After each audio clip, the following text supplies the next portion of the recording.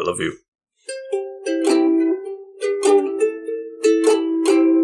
Welcome back, couch potatoes, to a very exciting episode.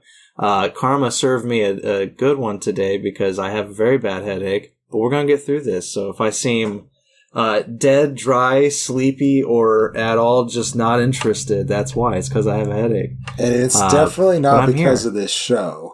It's definitely not because of this show, because we all know, if you've seen it, I've only heard people say good things that I've talked to. Right. Yeah. Well, I don't know if you said that you were the Green Traveler, so I'm sorry if I stole it from you, but I'm the Faceless Leone, and this is a podcast about movies and TV called Green and Faceless on the Couch, and today we're talking The Sandman. Neil Gaiman. We are indeed. I am the Green Traveler from Gorsh. I had not said that yet. Oh, I stole it. I'm sorry. Nope, you're okay. You're totally okay. See, I'm sleepy. I'm not on my game, and it makes me really sad because The Sandman's one of my so picture me, young Green Traveler, way back in college days. Mm-hmm. Just started going to college. It's like 2011, late 2011. I get to college, I'm a little, little lonely, a little depressed. I miss my family. They raised me good from a young little green alien to a nice, plump human being. Mm-hmm. So, I was missing stuff. I was feeling sad. And I go to Barnes & Noble. That's one of my comfort zones, or it was for a very long time. Same. I haven't been there in a long time, actually. I definitely bought a lot less from there than you did, but I definitely got comfort out of that place.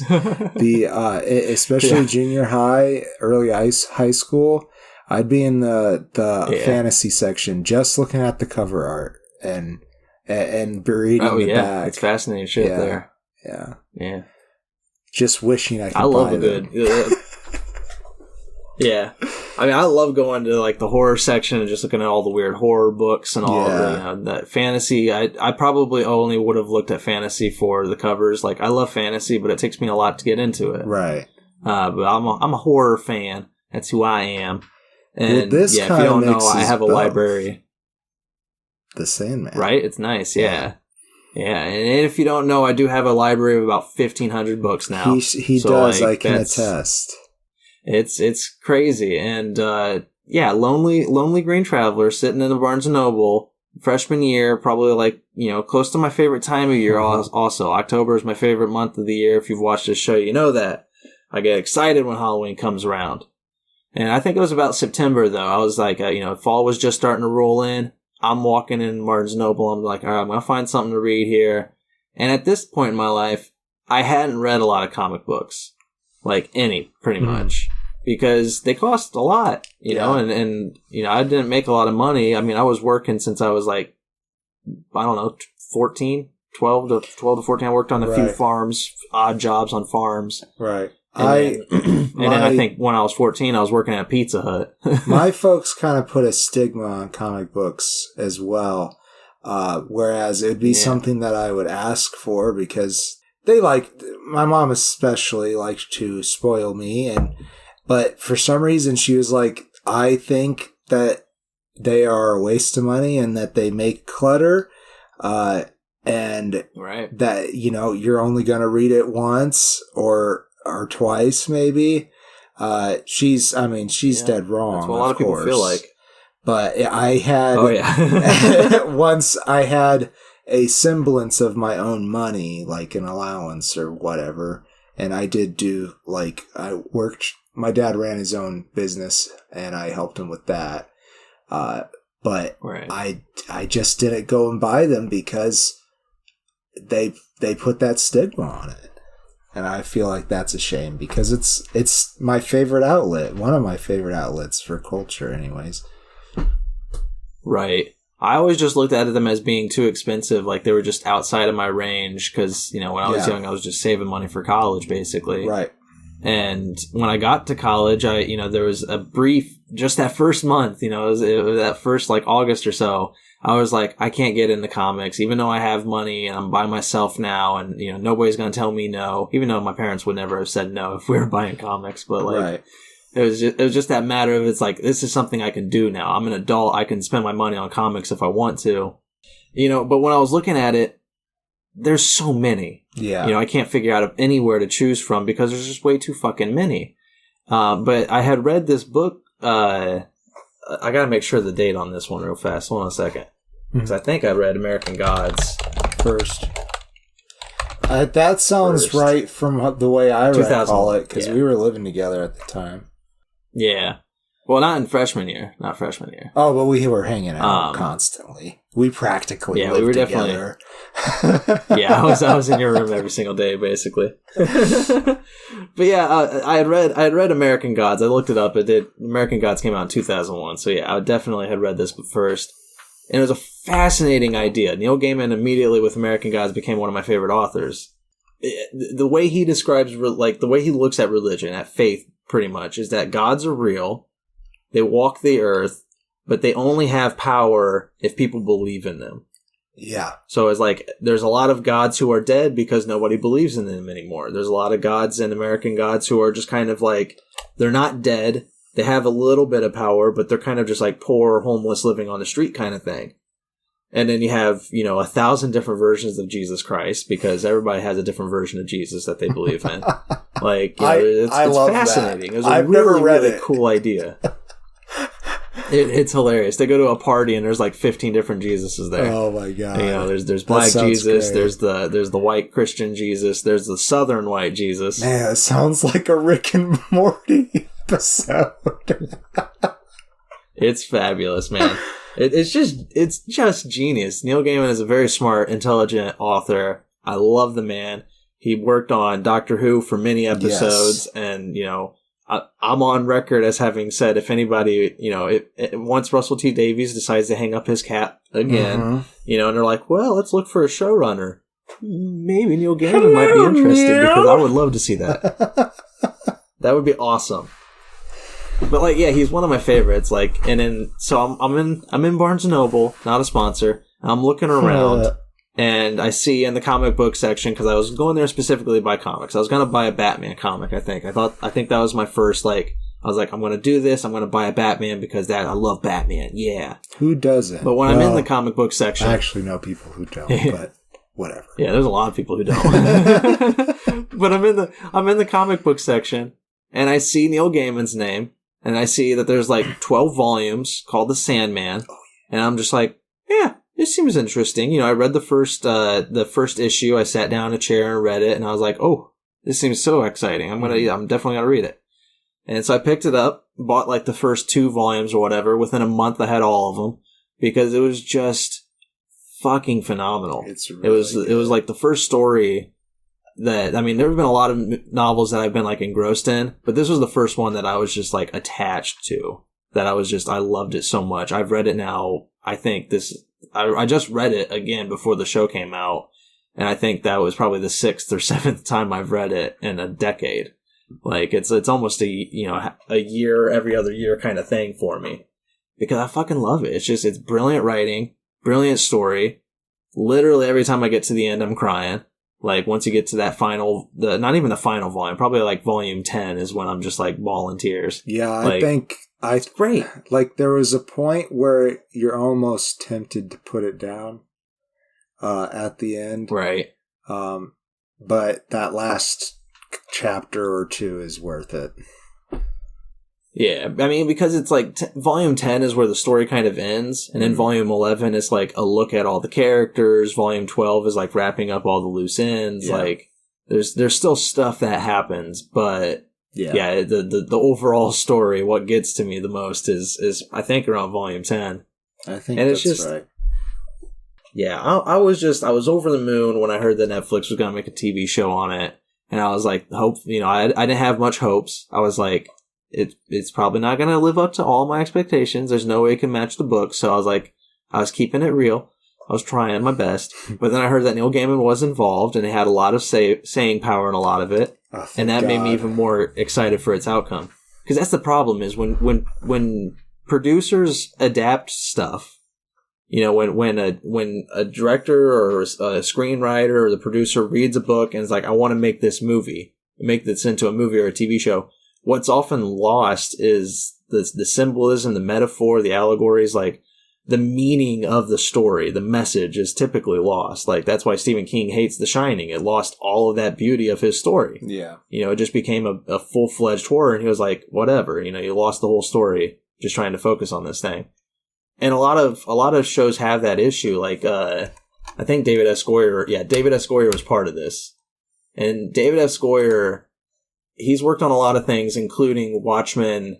I gotta make sure on that before I say that, because I'm pretty sure he worked on television or the movie.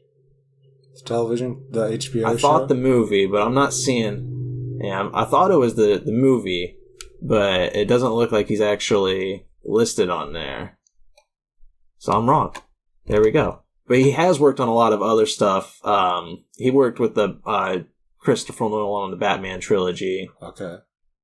And the Blade trilogy who worked on. So it's like he's done a lot of comic book stuff. But the people who, I know Zack Snyder did The Watchmen. I thought there was somebody else involved with him who adapted it more. But like, if you've ever read anything about The Watchmen, Alan Moore, the writer, hates that they made a movie out of it. He didn't want that. That's not the purpose of the story. Yeah. Yeah, he didn't want it. And I mean, that's how all of his product are. V for Vendetta, even though I love Watchmen and V for Vendetta as films, having read the books, I can attest as to the adaptation being absolute ass, because they lost a lot of the heart and feel of the story. Sure. It became just a strict, like, we gotta entertain the visual audience. Like, you know, it's like, we gotta tell a fun, entertaining action story. And they fucking succeeded, in my opinion. You know, I agree, specifically with V for Vendetta. I personally like, from my recollection, it's been a while since I watched the movie, but I read the comic more recently, and I think I like the movie more. Interesting. There is some good stuff in that book. I'd have to rewatch it, obviously, and I watched it first, so my bias is the opposite way of chronological order. And actually, I read the book after too. I watched the Wachowski movie and I loved it, and I still love it. I still think it's a good movie. But once I read the book, I was just like, oh, this is why Alan Moore hates that movie, because like, I don't even think he's ever seen the movie, but it's just like, yeah, it definitely lost a lot of his emotion in that story. Yeah. It just kind of like became an action set piece. I like I said, it's been years since I watched that movie. It's a pretty damn old movie. But The Watchmen, I have seen a few more times and more recently, and read, and I can attest that book it does lose a lot from that one. I'll agree with that. Right. And that was my worry coming into the Sandman, though. I was worried that even with Neil Gaiman involved, they would lose, because they would lose a lot of the heart. And because of that, like, a lot of the heart's found in these small one-off stories. Mm-hmm. Because Sandman is it's 12 volume. It's like, I don't know, 100 issues, like probably not that much, but it's big. It's a beefy boy. Mm-hmm. There is a connecting story, a story going throughout the whole thing. You know, like volume 1 leads to volume 10, and you can match every single thing. You know, you can follow the plot beats. But there's also a lot of like flashback stories and one-off stories that don't like a matter to the overarching story on first glance. Yeah. Yeah. And then when you reread it like 6 times like I have, you pick up all of those stepping stones in the one-off stories. You know, you find all these characters who are super important for the latter half of the story. And it's just like mind-blowing. It is really mind-blowing how he pulls all the strings together. But how he managed to make those side stories make sense in the first place is that Dream is an eternal being. He is lived forever, pretty much. Yeah, to establish that the world of the Sandman continues off, it like builds around the American Gods world, where he was right. He wrote Sandman first, but American Gods came after. But it's just like they're all these gods are, alive, they're real, they have power, But there's something above all of these gods. There's something above all of the universe itself, and that is the endless. There are 7 beings who are endless. They control, they guide, they have all these differing powers and like, fingerprints on the universe itself, but they're just kind of behind the curtain, nobody worships them. I mean, well, people do worship them, but like they're not like, they're not like crazy worship like, Christianity and also they're Islam like and that kind of typically worshipped in some sort of form that is within a pantheon. For example, they call Dream Morpheus quite often in the story, which is the the god of sleep in the Greek pantheon. Also, Onieris is, I believe, Morpheus' father in the Greek but I could be wrong about that. Either that or Morpheus is a Olympian equivalent and Onieris is a Titan equivalent. I can't remember. I mean, let's just check it out. We got the power of the Googs. Onieris, Greek. How about I do Onieris versus... That's a good idea. Morpheus, there we go. According to some, the leader of the Oneiroi was Morpheus, a god who appeared in the Dream of Kings. That didn't answer my question at all. I don't have the time for this. It doesn't matter. We'll figure it out some other day. I'll decipher the code later. But yeah, he has a lot of differing names, and he is the main character of the Sandman. Modern times, because people, they remember the Mr. Sandman song. The Sandman. That's like and he is he's the king of dreams. He presides over the dream world. When we dream, we go into his kingdom, and he has designed it. He has designed all these nightmares. He designed all these dreams. These he's a storyteller. That's another thing. Is like, it's linked a lot in the comics and in the show that writers specifically are part of Dream's people because they are storytellers, and that's what he not only is he the king of dreams, he's the king of stories. We're his people because he makes stories. Yeah, we are his people, and he is just one of the 7. He is the 3rd oldest. Before him is Destiny, who is a blind man reading a book. He walks about his garden reading the book of destiny. He knows everything that's going to happen. He does not interfere. He just knows. He just is destiny. Mm-hmm. After him is Death. Death is the 2nd oldest, and she is phenomenal. Mm-hmm. She was my favorite character for a while until I met Delirium, who is the youngest, and then Delirium became my favorite character because I fucking love Delirium. She's awesome, yeah. But after Dream is actually a character that made so much sense to me. Because again, I'm just going to college. Mm-hmm. I just started reading these books. I'm getting super fascinated with them. But one thing, when I was growing up, the only thing I knew was being a man. Right. That's all I knew was that I was a male. I didn't have a lot of LGBT ties in high school. There were, I knew a lot of people, but like I didn't hang out with a lot of people. I wasn't schooled. I wasn't knowledged on a lot of stuff. And so when I met Desire, the 4th oldest, it was like opening up a whole fucking world to me. Because Desire is an androgynous, non-binary, bisexual individual who reminded me a lot of Catwoman in their looks. And Duran. I learned so much.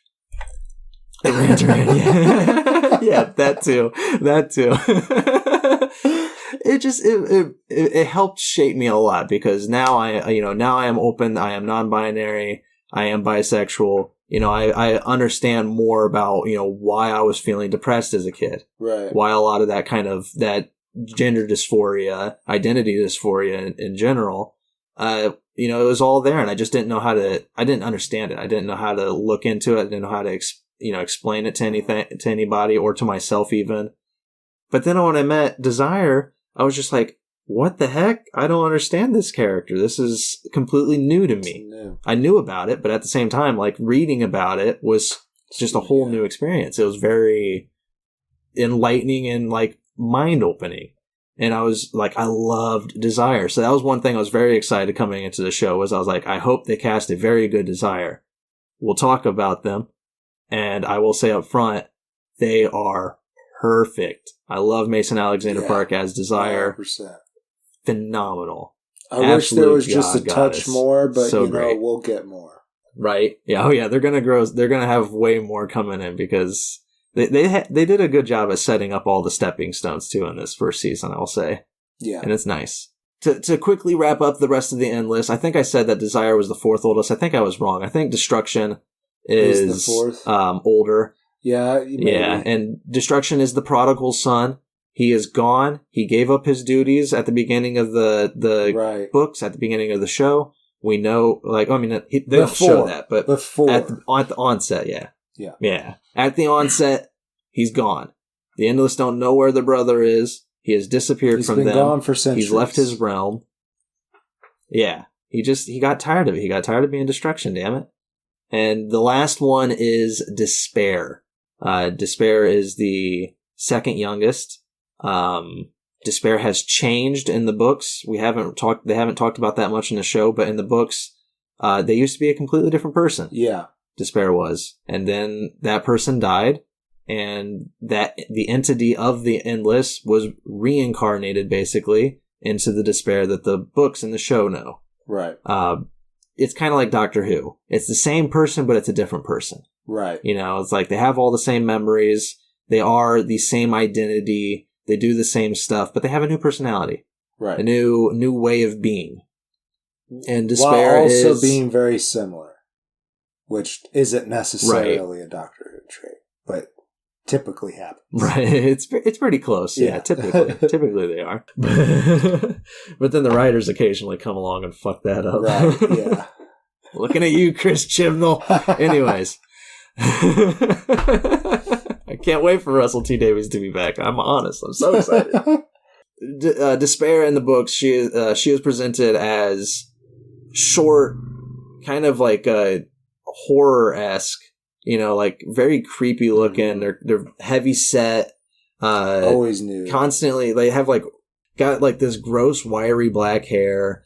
Keep it up in a top knot or a bun. Yeah, sometimes, definitely. Like, she's constantly cutting herself. Yeah, she's always cutting. Yeah, she has a fish hook, and she's just, dragging that through her skin, and it's really just, eerie and off-putting. Yeah. And Desire is just constantly hanging out with her. Yeah, and they call each other Desire twins, loves her. Which I think probably the original Despair and Desire were conceived at the same time. I think that's why he's still called... Right. They still call Despair twin sister. And there's so much thought put into the Endless. Like, Neil Gaiman did so much fucking beautiful work for this, because it's like, when life first happened, they had a destiny immediately. Once you're brought into life, you have a destiny. The next thing, death. Because eventually you will die. Right. That's just how it is. Everything will die. The third, dream. Because once those first two things are established, you immediately start creating. You start imagining. Once you can see something, you can imagine something, and it's beautiful. And then, of course, you're going to destroy something. That's destruction. You're going to have moments of, just absolute chaos. You're going to desire. You're going to despair. And you're going to have a bit of delirium. And I didn't mention delirium also used to be a different person. Delirium used to be the light. That's right. But they did not die. They just went mad. Yeah. Delight just went crazy, and she became Delirium. So there you go. There you have it. There's that's the Endless. Only half of the Endless show up in this series. Yeah. But before we jump into what actually happens in the television series on Netflix, we're going to take a soda pop break and be right back. Dun, dun, dun. Dun, dun, dun. Indeed. I love you. One of the producers is named Samson Muck. One of the cinematographers is called Will Baldy. Will he baldy? Maybe.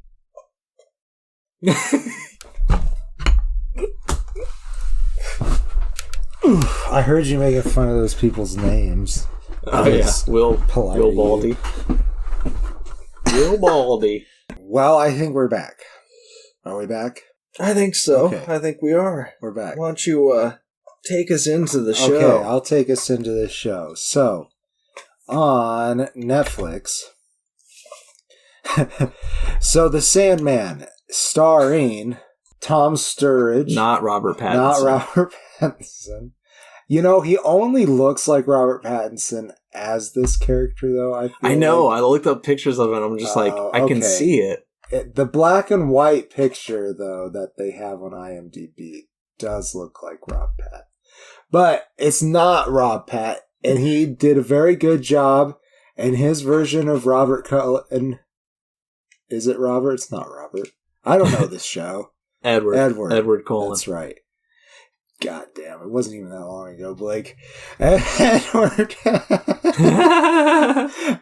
His version of Edward probably would have been a little bit better. I don't know. I just as moody, but maybe a little bit better because I feel like Rob Pat had a very strong sense of I fucking hate this movie.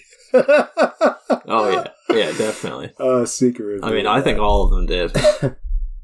Of Twilight, dude. That'd be a fun playlist someday. Oh yeah. Yes, we're gonna do it. Maybe soon. You'll see.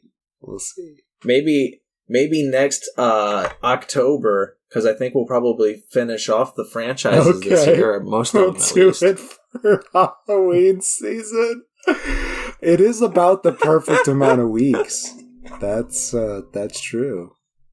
Yeah. 4 for 4. Hopefully, we'll plan it out. Okay. We'll figure it. We'll think on it. We'll sleep on it. We'll let it marinate. Okay, so Dream. He gets captured, and by a human. This human. Oh my goodness! Is named Burgess, but I'm trying to find. It's the guy who plays Tywin Lannister, but I don't remember the actor's name. I'm a bad fan. Oh, I remember. Yeah. Charles Dance. Charles Dance, like the action dance. Get up and dance. And move your tush. Put your Charles pants. So he's not the only crossover from Game of Thrones, by the way, for those fans out there. No, of course not. So he is a wizard. John Burgess is a magus. Magus is the word. A magus. That he wants to use. Magus. But really, he's a fucking amateur when you think of other DC characters. He ain't no shit. Also, I think Netflix made the move to make this separate from DC. Even though Warner Brothers is still a part of this. Weird ways. Yeah. Yeah, it's that's the problem with this, with adapting the Sandman, is it's attached to so many different products now. There's Lucifer, that's already a TV show. They already had a male guy cast as Lucifer, but this is the exact same Lucifer because that show is based. It is? That show is based off of what happens to Lucifer in the story? I have no idea. Yeah. Lucifer the comics that the show is based off of spawned from Sandman. I'm pretty sure. I could be entirely wrong, but they are the same character. Well, they have they have a bar. I haven't really watched this show, but I from the previews or whatever, it seems like they own a club, which that's something Lucifer does. This is later in the books. It's not even in this season. But that's really interesting. I have a touch more interest in watching that show now. I have not seen it. Right. So, like I said, he gets captured, and Burgess was trying to capture Death. Yeah, he was. Which is, as we talked earlier, Dream's sister. And she is played by, from The Good Place. Oh, gosh. Everybody's in The Good Place. Kirby Howell Baptiste. Thank you. Sorry. No worries. The way that IMDb decided to do the cast list was really weird. Anyhow, the Magus captured Dream and imprisons him for like 100 years. Obviously, that guy was old and dies eventually, and it is his son. How many years exactly was it? Because it's different from in the comics. Because they use the same year that he was captured. They made it, but they obviously the books were published quite some time ago. Yeah, the books were in the 90s and the thousands, I believe, and the show went on to the 2020. Yeah, right. And like I can't remember exactly when he was captured. The majority of the story, rather, is set in modern day. Oh, here it is. 1916. He was captured in 1916 and held captive for 106 years. Wow, 106 years. But he gets out eventually. Yeah, he just sat in a little glass bubble for that long. He sure did. He gets out eventually, long story short, and has to find his accoutrement, which helps him control the dreaming. One being his helm, which is this weird alien thing. And besides this story so far, they haven't really used it in this show. I don't know if I'm disappointed or not. Right. But do you want some fun facts about the helmet thing? Yeah, sure. Give us some quick fun facts. It's made from the skull of one of his enemies. That's right. I don't remember. It was like an elephantine enemy, and the tusks of that enemy adorn his gate, the gateway to the dreaming, his kingdom. That's right. If you look at his gate, it's got two tusks. Going around it. This has been so loyal so far that I would not be surprised that by the end of this series run, the audience will see that told. Right. So from there, the other two things that he's searching for is his bag of sand, which allows him to throw like dreams at people, and his ruby, which can warp reality, pretty much. It's basically an infinity stone. Pretty much, But he created these things with his own essence, so they hold his power and allow him to control dreams and interact with people in the particular ways that he wants to more easily. Anyhow, these three objects get separated, leading to three short stories that complete this arc. I can't quite remember the order that they were in, but one involves Jenna Coulson as Joanna Constantine. All right, you gotta do the Doctor Who sound effects. Yep. I can't do them both at the same time. Jenna Louise Coleman, she was one of the Doctor's companions. Actually, two of the Doctor's companions. She was Matt Smith and Peter Capaldi. Two of the Doctor's companion. Yep. That's hard to keep in your head right, because it doesn't make any sense. So she basically is she replaces John Constantine in who is an actual DC superhero, I guess. And that's who all of her part in the show is John Constantine in the books. Definitely. Joanna Constantine is a character in the books. They do, and she also have plays a couple of her one-offs. She also plays Lady Joanna Constantine. Right. Yeah. Yeah, Constantine. I love how they made. I don't think they explained that. Well, I think they didn't want to pay for John Constantine. They didn't want to bring that. They didn't want to. Well, no. That would have been pretty fun, actually.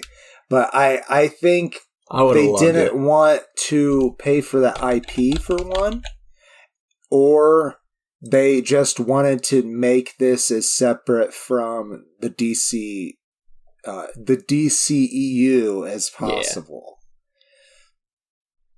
Yeah. Right. They'll probably end up bringing it in once they're tired of the DCU. Yeah. Once the new CEO of Warner Brothers Discovery makes all of his money off of the Zack Snyderverse. So another thing about the comics is that at first it starts off very firmly in the DC comic universe. And then they allow Gaiman to back off of that with the story and just let it be its own thing. And then they came back. Well, I think it got sold to Dark Horse. Oh, it got sold to Dark Horse. Okay. Well, it's in the DC world again. I think Dark Horse was a... it's a subsidiary. Yeah, because I think Dark Horse was a subsidiary of DC. So I think DC... Like, I think it was actually being published by DC for the first 2 volumes. And then they're just like, let's dump that off onto our subsidiary. Yeah. I don't know if that's true at all. That's just the or maybe he wanted more creative license from the world. And they were like, okay, well, go do it over with Dark Horse. So you can do whatever the fuck you want. Right. And DC has now brought Dream and all of them more into the folds of the he's back DC in comic book universe. Yeah, just very recently. It's weird. I'm not like too... I kind of stopped reading DC after that, honestly. So, mainly because I couldn't afford it.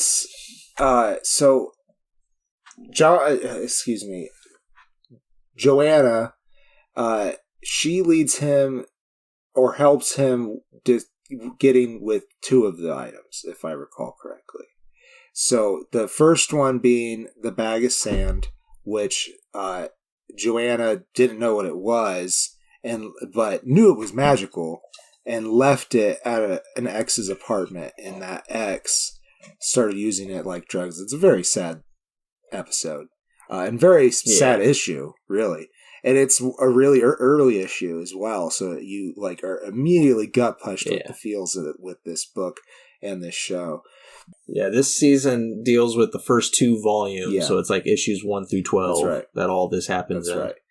And the second being the Helm, he needs to go to hell, and if I recall correctly, Joanna helps him get there. I don't know, but at some point they part ways. If not... Yeah, Joanna helps him. And the Helm was also stolen by the other tie-in, the individual with the ruby. Also, their mom had the individual with the ruby is John Dee, played by David Thewlis or Remus Lupin, right? And his mom, who was his mom? What was her name again? Something D. Ethel D. Ethel, is it Ethel? Ethel D. Jolie Richardson. I can't. And Jolie Richardson sold the Helm to a demon. That's right. So she can get a protection amulet. That's right. Oh my god, that protection amulet was messed up, dude. Yeah. So, it was keeping her young, too, because she was there, and she's introduced, I believe, in 1920-something. It is when the son of John, the eldest son of John, rather, is a young man rather than a child. And she marries John Burgess and yada, yada, yada. Anyhow, she has a son with John Burgess, and she she takes little Johnny away with the 3 items. She's the one who steals it, and I don't remember how. I think she pawned the bag of sand or something, and that's how Joanna got a hold of it. And then, like you said, she traded the Helm for this protection amulet. And when she goes to visit her son, who was corrupted by the ruby because he used it on the world to get what he wanted, she gives it to him to protect him from Dream. And when she does that, she immediately ages the like 50 years that it had been holding back. And just disintegrates.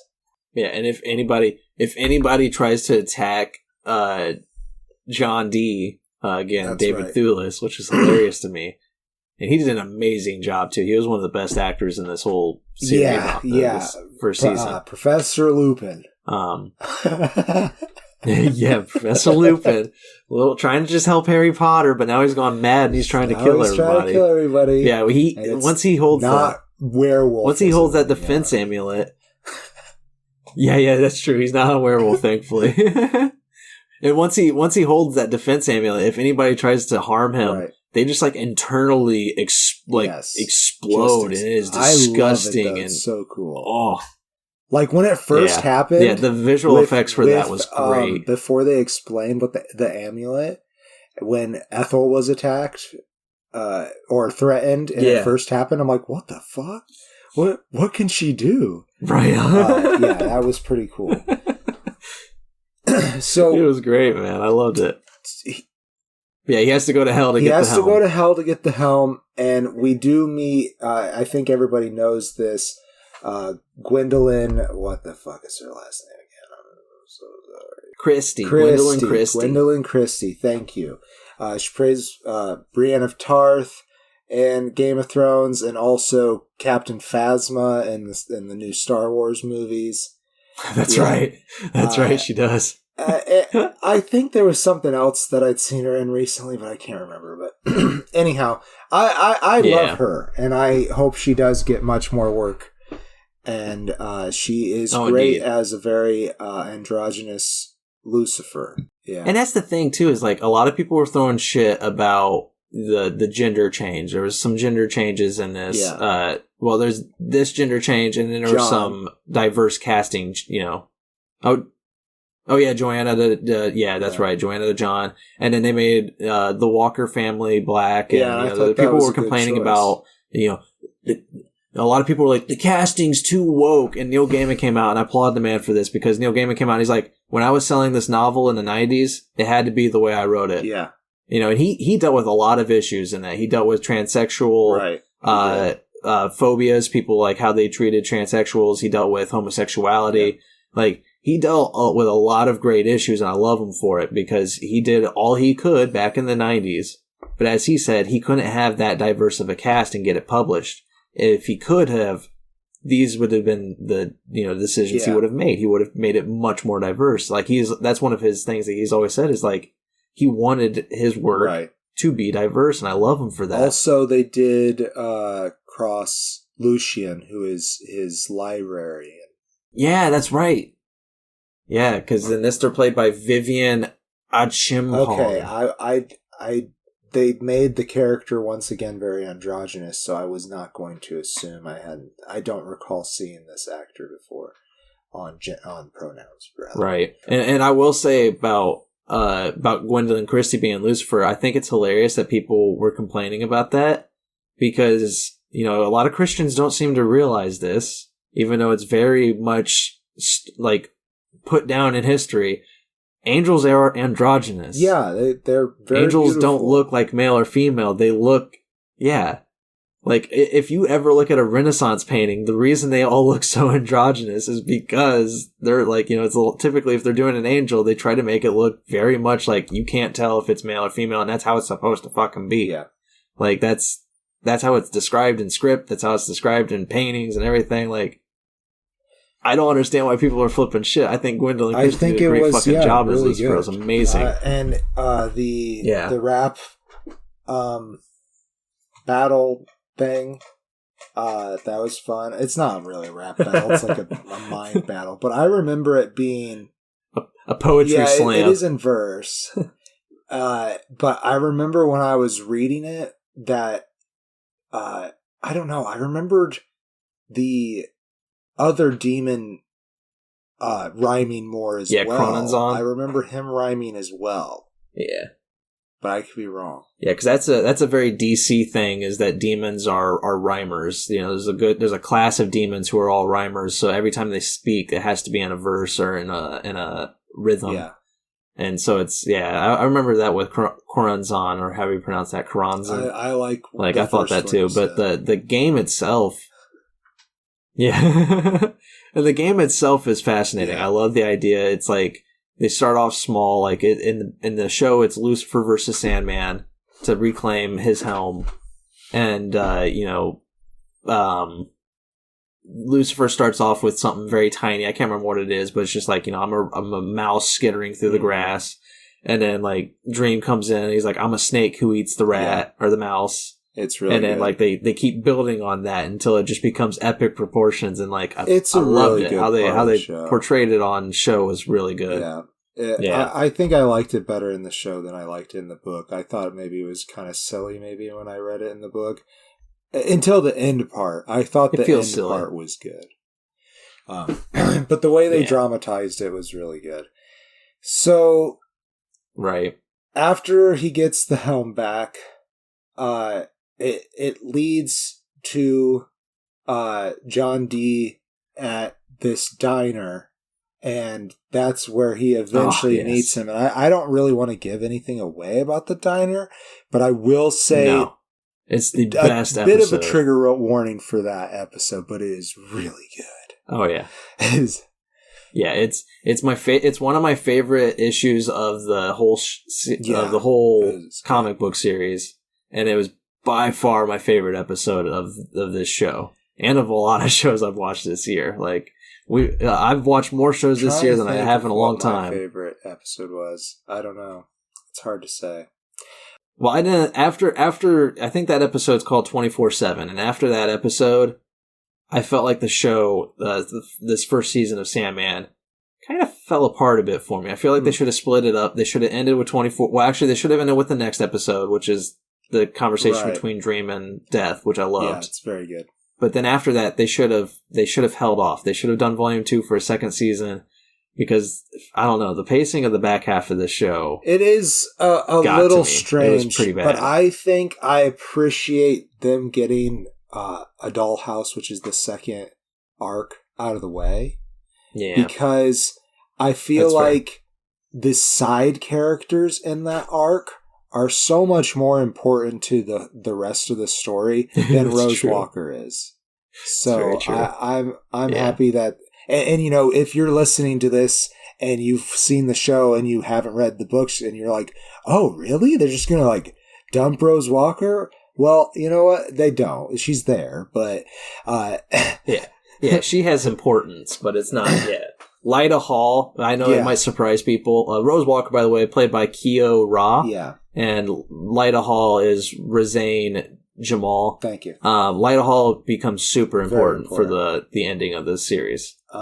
And I will say also, since I've taken the time to single those two out, they were also part of my problem with the back half. I felt like both of those two, like their chemistry didn't connect with me. Yeah. The way they acted off of the other people didn't work. Like they just felt kind of wooden. Yeah, for me, I think it's all with Rose.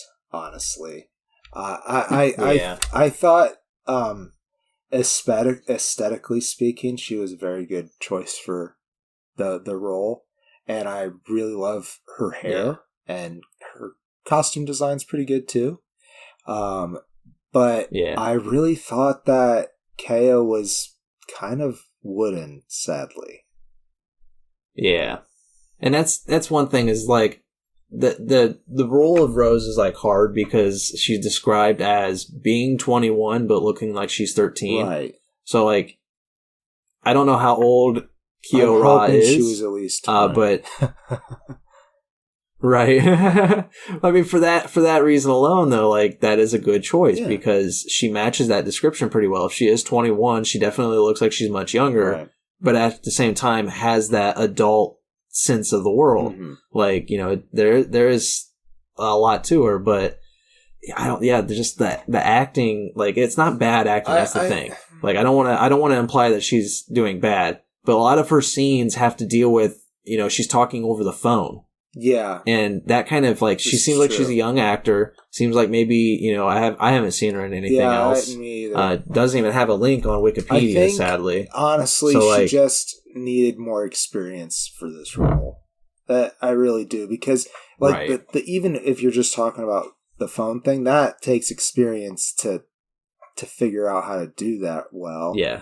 And even great actors struggle with that because there's sometimes they don't put anybody on the other end. There's nobody running the lines with you. Right. Because they didn't want to pay somebody to do it. or they're just reading it off camera, which or if you're a beginning actor, it's hard to get yourself it's not even the character they're talking to.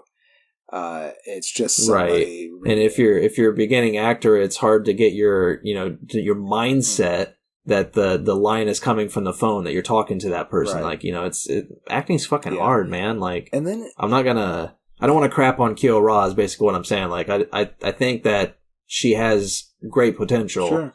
It's just she didn't seem like she was directed well enough here. Maybe it definitely felt. I don't know. She maybe needed a little bit more help. Maybe some more rehearsal time, but that's money. People try to make this shit as cheap as they can, even though it's millions and millions of dollars.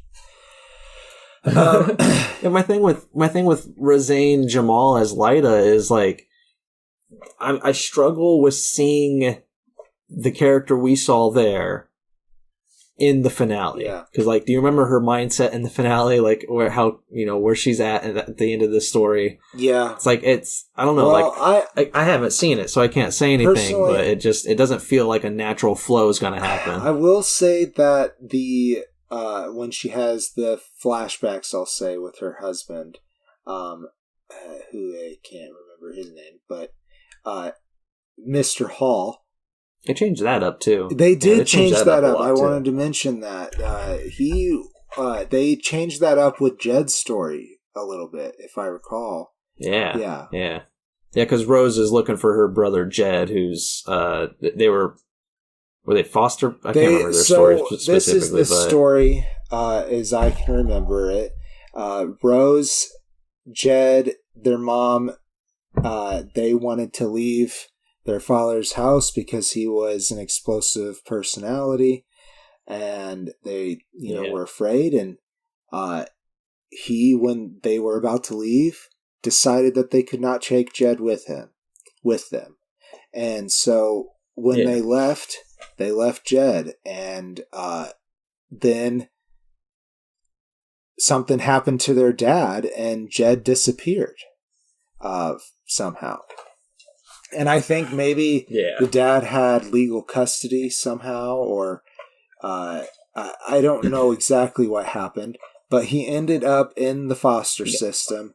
And Jane's mom never stopped looking, but once she died, while Jane was at school, Jane then took up the cause to find her brother. But meanwhile, the sleeping sickness ended. The sleeping sickness was caused by Dream's capture. There was a bunch of people around the world who either couldn't fall asleep and died, or fell asleep and never woke up, and they were stuck asleep. And Unity Kincaid woke up from her sleepy sickness, and she's like 94, but still in very good health or something, because she's just taken care of her whole life, I guess. She was probably taken pretty well care of, because she is the inheritor of Kincaid Sugar. Unity Kincaid, by the way, is played by Sandra James Young. And since we mentioned Jed, he's played by Eddie Karanga. So it turns out that Unity Kincaid, spoiler, is their great grandmother, being Rose and Jed. So she was raped while asleep. Yeah, that is true, and they're not very specific about it in the show, which I appreciate. Like, you get it, like, you understand, but they are a little more explicit in the book, and it's mostly like I don't think they don't show anything, but it's some, like, there's a couple of lines that definitely give you the idea that there's more focus on it. So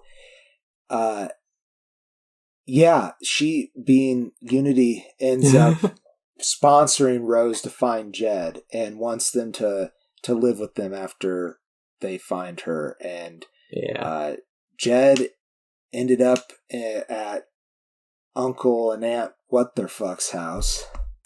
The husband's violent as fuck. And, he sure is. Maybe even worse than their dad. We don't know. We didn't see really his dad. Here it is. Barnaby and Clarice, played by Sam Hazeldine and Lisa O'Hare. Thank you.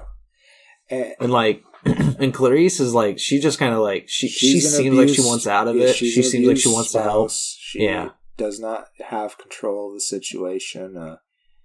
Yeah. It's sad. It is sad, and you know, you do feel for her, for his situation, Jed's, that is, he's reaching out through, you know, in the dreams he's been, because not only is Dream trying to, like, in the first half he's trying to find his accoutrements. That's right. In the back half he's trying to find the escaped nightmares, because there's 3 nightmares that have also fled the realm, and he's trying to find them, and one of the nightmares had attached itself to Jed, and another nightmare, I said nightmares, they're just, Fiddler's Green is not a nightmare. But we'll 3 of the Arcana. But the other nightmare. 3 of the major Arcana are missing. The Fiddler Green, yes, Geld, and the Corinthian. The Corinthian. Oh, I love the Corinthian. Yes, so good. And the Corinthian also finds Jed, and the Corinthian's looking for Rose for specific reasons that we just don't have the time to get into because there's so much more. We gotta leave something for them anyways. But I gotta say, the Corinthian, who is, let me find that actor real fast here. Boyd Holbrook. Oh my god. I haven't seen, I can't remember. I've seen him in like one thing, Gone Girl maybe. He's fucking phenomenal as a Corinthian, and sexy as fuck too. Like, great goddamn job playing the Corinthian, because he's eerie. Yeah. He's just all around disturbing. Did you tell him that the thing about the Corinthian is he always wears these glasses? Okay. Yeah. He wears glasses and they're super reflective. Like, you can't see anything behind them, but when he takes them off, it's tiny little mouths. He's got tiny little teeth in his eyes. Teeth for eyelashes, and he's gonna eat your eyeballs. That's what he likes to do. It's his MO. Yeah, that's his MO. I gotta say, that was one of the parts that I didn't care for in the show. The first time they showed it, I was like, what the fuck? You couldn't even tell. You couldn't tell what the fuck was going on. And it might just because he has little eyes and they tried to make him the size of eye slits, but they should have just made him bigger. Right. Like, I couldn't see it. They should have focused more on it. Yeah. I like it. I liked it being more of a disturbing, like, if you're paying attention kind of thing. I think it made it creepier for me. But yeah, they should have had one shot. The first shot should have been a close up on those eyes. It really should have been. You know, I watched most of the shit we watched with Sarah, and she was sitting next to me, and I said, "Here it comes. Here it comes." And they take it off, and she's like, "Okay, what happened?" You build it up too much. What happened? You build it up too much. That's the problem. You build it up too much. I thought it was the reveal, Greg. It was like me with the Witches of Eastwick, where I was like, "Here comes the director. Here comes the director." Oh, okay, and we'll wait a little longer. And it's like directed by George Miller, and you're like, "Oh yeah, that's cool." And I was just like, "Yeah, it would have been better if it was right off the bat." That was really weird pause in the credits. So yeah, we did not talk about the interludes. Just real quick, we gotta talk. I'm just gonna mention Hob Gadling. I think give props to Ferdinand Kingsley for playing him. Also, you know, he plays a man who's Dream's friend, and they meet every 100 years at this particular pub. Yeah, and it's great. It's one of my favorite stories. It's so good.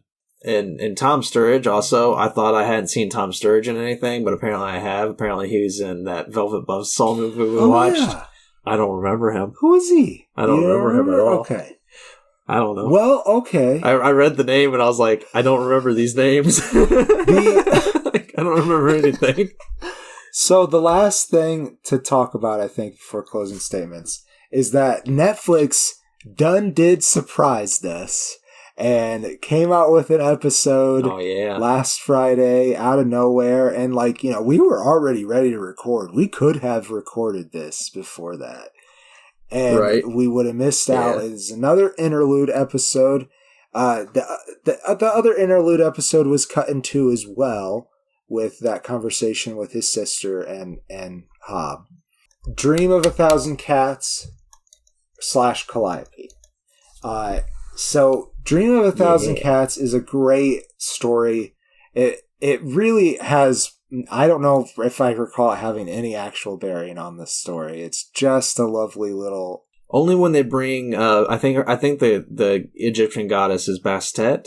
Baz. Just Baz. I think it's Bath. Bath. Bath.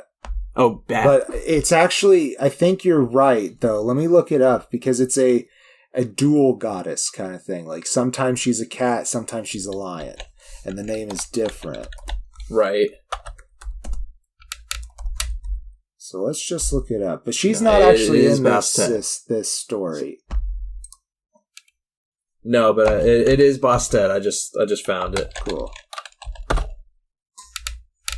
Or Bast. Sorry, in the comics, in the comics, it's Bast. You're right, Bast.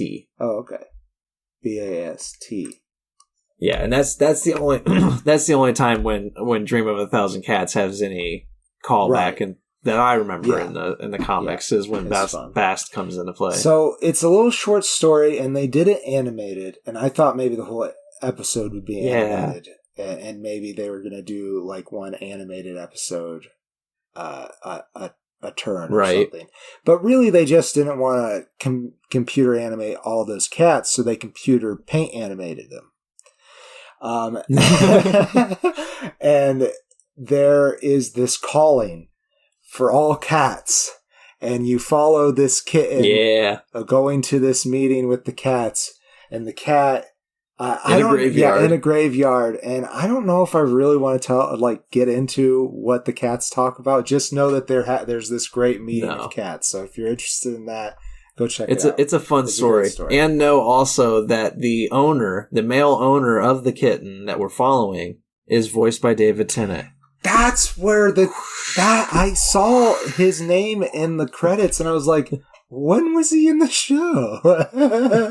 I heard like immedely, like creepily, like I didn't even see his name, but like when she's like, Paul, can you come look at the cute thing the kitten's doing? He's like, oh, that's so cute. I was like, David. I was just like, he said like 3 words, and I was like, was that David? And I immediately paused the episode so I could look it up. I was like, I think that was David. You beautiful man. Apparently his wife Georgia Moffat did a voice as well. I sadly do not remember which voice she did. I think she did the voice of the so they go visit, when they go to the graveyard, they see another cat who is telling them things, and that other cat tells of her backstory in which her kittens were tossed into a river, sadly. I think Georgia Moffat, David Tennant's wife, was the female owner of that cat. Okay. I think. I'm not sure. But so Calliope then has to do with the muse Calliope, which, if you know your mythology, actually I don't know if it's an actual myth, but in in the books, Morpheus and Calliope are married. But I think that is part of the actual myth, because Orpheus is a real character, and they briefly mention Orpheus. Yeah, she's like a granddaughter or a niece of Zeus or something. She's a daughter of Zeus. I think the muses are all daughters of Zeus. And she delivers. She does what muses do. She delivers the story energy to people. Yep. And sadly, in this story, she's under the. She's imprisoned to do so. She's under. Thank you, in prison. I was trying to find the right word. What's that guy's name? Erasmus Fry. That's who again. Yeah. Another Doctor Who reference, another Doctor Who casting, Derek Jacobi playing Erasmus Fry. He played the Master in a couple episodes of David Tennant's era. That's right. But also another Doctor Who character. That's true. Another one. He plays his Erasmus Fry, being what is it? Rick, what? What is it? Rick what? Fuck. Yeah, I can't remember. Rick Maddock. Rick Maddock. Apparently, Neil Gaiman played a crow. Did he now? Yeah. Yeah, Rick Maddock is played by Arthur Darvill, my favorite Doctor Who companion, Rory. Yep. Oh, I was so excited to see Arthur Darvill make an appearance. It was something. You know, just the whole episode was a big fat surprise. And I was happy for it. Yeah. And if, you know, this comes out on really Thursday, if there's another one on Friday, well, fuck. Yeah, I know, right? But, you know, I'm going to gladly watch it. But I hope they hold out. I just also read on here that another voice in the Thousand Cats was Michael Sheen. Oh, really? Who plays opposite David Tennant in Good Omens. So I love that. That's funny. Apparently James McAvoy was in this as well. He played a golden-haired man. Huh. They had a lot of voice cast. Sandra Oh was the prophet. Like, man, I didn't realize that. That's awesome. That's pretty great. I bet that was kind of a pandemic-fueled project. But some other great cast members who are in this that will surprise you would be Patton Oswalt. He plays a raven named Matthew. And also Stephen Fry playing Gilbert. Yeah. And Stephen Fry, another Doctor Who reference. Yep. He played a character in this. Yeah. This whole season, this whole show is all Doctor Who. I love it, man. And Patton Oswalt, I think, has also been in Doctor Who. I think he's done something. Yeah. He has to have. I think he has. Well, he's been in Parks and Rec. And I just remember the episode of Parks and Rec where they throw some guy named Stan in the river or something. Or maybe Dan. I don't remember. Jeez. But it's hilarious. It was like... It was because somebody miswrote something, and now it's a law in this town in Indiana to throw this guy once a year into the lake. Jesus. I like Ted. that. It was Ted because it was supposed to be T. Ted. Oh, Jesus. But yeah, I liked Patton Oswalt. It's a good choice for Matthew talking Dream's talking Raven. Dream always has to have a raven, and this is his new one.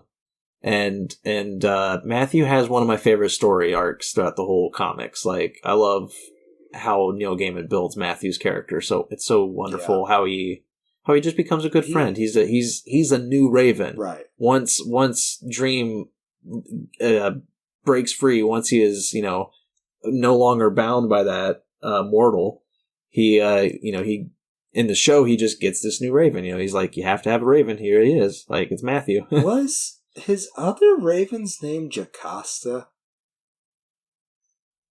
I think so. Something like that. Because if it was, then it's the same name as Elsie's roommate in Last Night in Soho.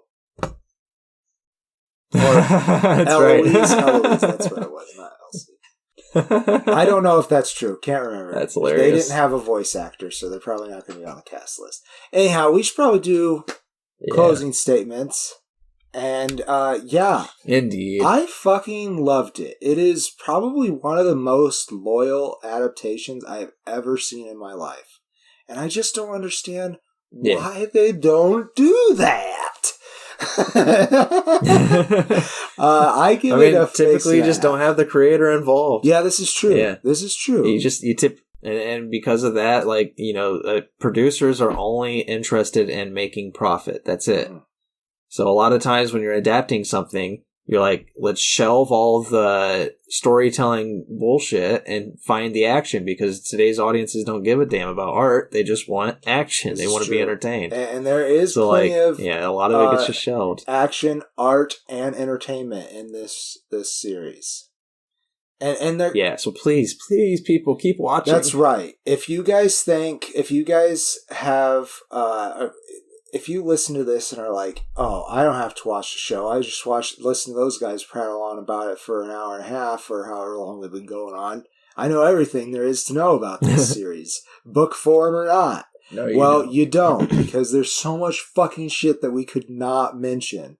And they somehow cram it all into, what is it? Yeah, 10 episodes. 11 episodes if you count the new one. It's fucking crazy. Right. Yeah, and there's like still 5 more seasons to go. You know, like if they're gonna do 2 volumes a season, then like they got so much more to tell. And I really, really hope they finish it. I hope they see it through because I enjoyed it. I don't. It's not perfect. It's not perfect for me. Sure, they got a lot of the casting right. Again, Mason Alexander Park is goddamn perfect as Desire. Yeah, I've immediately fallen in love with them. I'm following them on like all the social media. Like, God, they're amazing. And like all the casting is good. You know, David Thewlis as John D, even though he was just like a supporting character for the first half, like brilliant. Did an amazing job.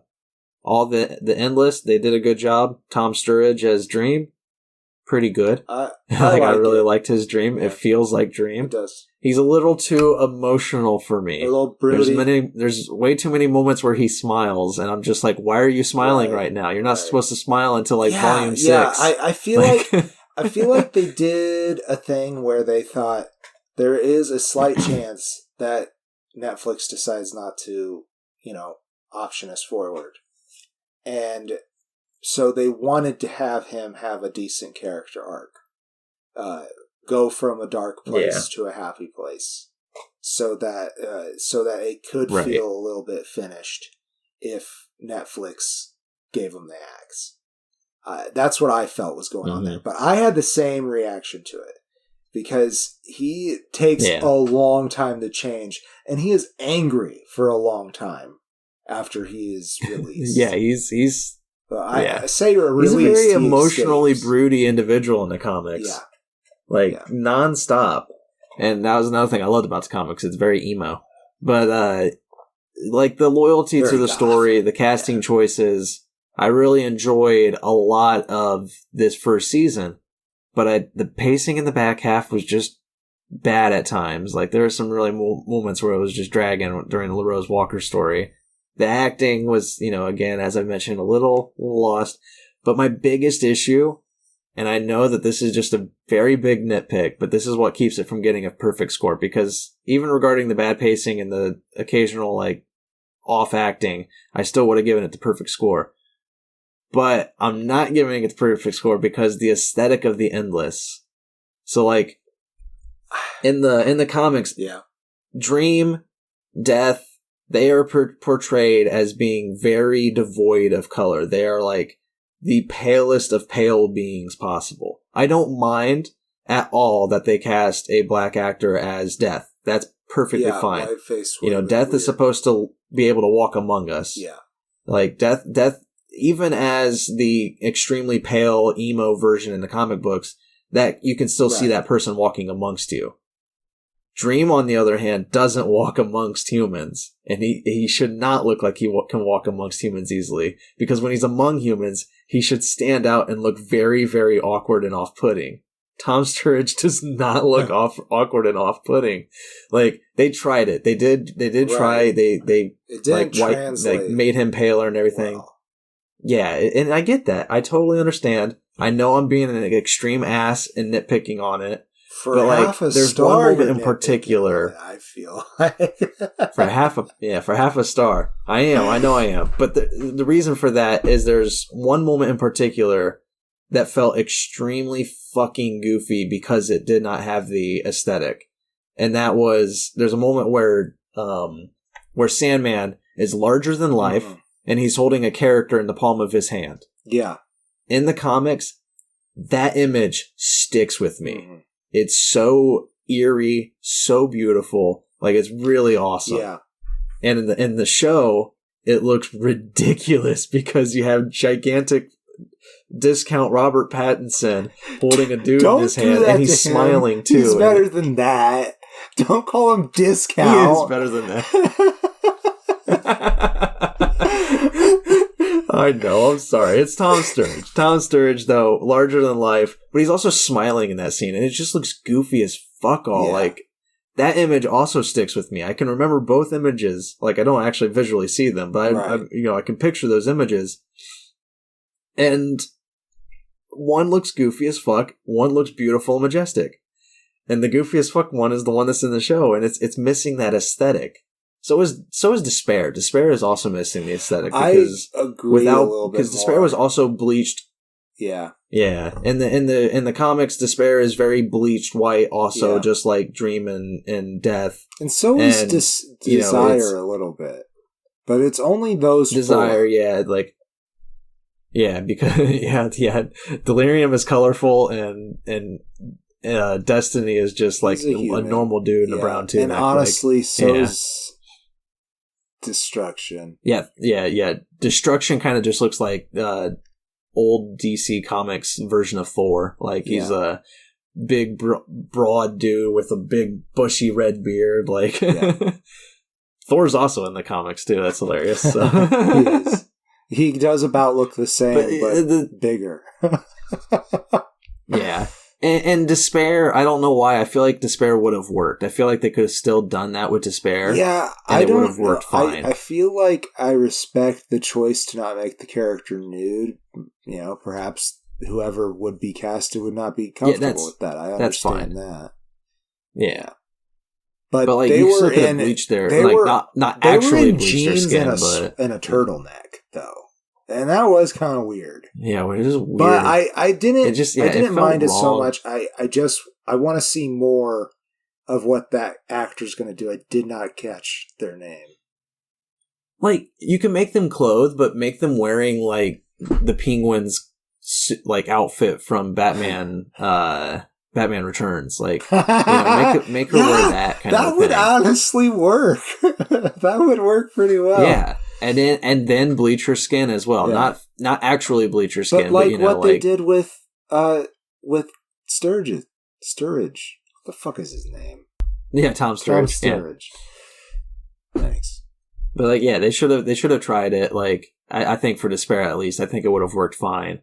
But of all the endless that we see, the perfect casting was Mason Alexander Park because I'm obsessed with that. That's fucking great. It's really good. I think their Desire is fucking top notch. I think given that Neil Gaiman himself said, we tried it and it did not translate, I am happy with the majority. I think Despair might be the exception, but I want to see what they do more with that aesthetic to make it work. Right. With Desire, with Dream, there is one moment. There's this one moment that you get that comic book feel look where he's in the shadows. And I wish they just would have done more of that. Like you said, that one scene where he gets big. When he was growing, they could have slowly turned him into that character. And it would have even felt like that power that he was supposed to be gaining at that moment. Like, it would give us that more, I think. Exactly. Yeah. I agree. It just could have been in more. Total agreement. I like what he looks like. I like the look they gave for Dream, personally. But I think if they would have sprinkled that in a little bit more, it would have given him more of an off-putting feel. And he is kind of off-putting in the comics. Yeah, he's supposed to be. He's supposed to be like, if you were to come across Dream, you're supposed to be a little weirded out by him. Yeah. It's just like, something's wrong with that one. I'm pretty sure that Joanna thinks that she's being stalked when he first shows up. She's like, ah. I know, right? Oh, you again. Okay, cool. You're in my apartment. That's awesome. No, yeah, I loved everything about this first season, though. It's really fucking fabulous. I hope they are able to, fulfill the entirety of the story. We'll find out. They definitely laid all the stepping stones they needed to, though. Including William Shakespeare, surprisingly. That's right. They somehow laid the William Shakespeare stepping stone. They did lay it in there. And that is a fun little side story that goes on. So I'm excited to see it. Yeah. I don't want to mention it. That's the show. Go watch this. Right. So that's been our show. Sure definitely check out The Sandman on Netflix. It's worth your while. 100%. And then if you like that, buy all 12 volumes of the comic book and read those because you'll like those a whole lot more. It's worth it. It's so worth it. I don't know about a whole lot more. It's up there. There are some people who prefer visual medium over reading. I know there's a visual part of comic books, but and I guess you read, it's all visual, but whatever the fuck. No, I understand. But no, like, of all books, of everything I own, The Sandman's my favorite. Like, probably hands down. Like, I've read it more than any other book I've ever read. That's fair. And, you know, it's fucking fabulous. Wow. It is pretty fucking So that's great. it. Go watch it. I'm the Green Traveler from Gorsh. Thanks for listening, guys. And I am the Faceless Leon. I think just right now, retroactively, I'm deciding we're going to call this a deep dive. Safe travels and good night. Green and Faceless on the Couch is a proud production of FictionWorks 19. Are you a fan of the show? Feel free to contact us at greenandfacelessfans@gmail.com or visit our Patreon page at patreon.com/greenandfaceless. Don't forget to comment, like, and subscribe, or rate us on Apple Podcasts. Thank you so much for listening.